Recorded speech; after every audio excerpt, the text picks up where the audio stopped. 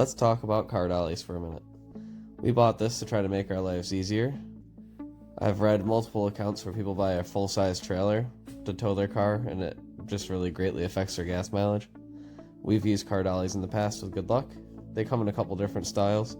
This one has a pivoting top, so basically as you turn, this whole plate will rotate the front tires of the vehicle to help make your corners much sharper.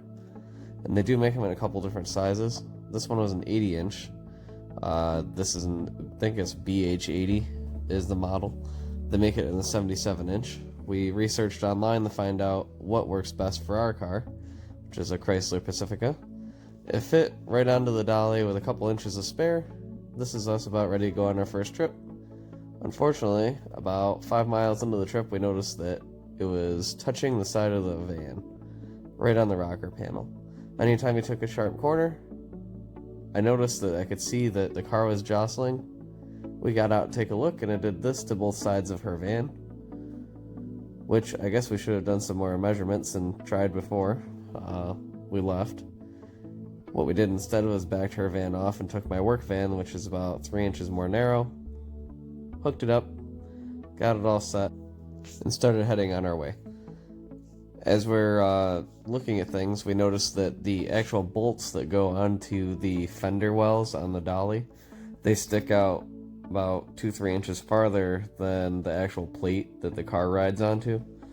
We decided that we were going to be able to find a way to reattach the fenders where it uses a shorter bolt with a lock nut. We just did not have time to modify that because we were already running behind. We wanted to get going. As you can tell, ended up being just fine, and we found a beautiful spot in Tennessee.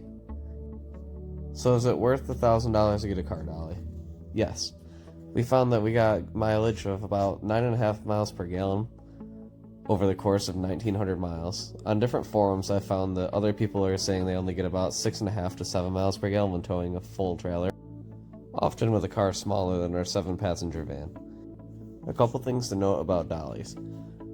When you're towing, you cannot go in reverse. As soon as you put it in reverse, what will happen is that the pivot plate will swing and the car will jackknife behind you. It makes it so it's almost impossible. So you have to plan routes and with that in consideration.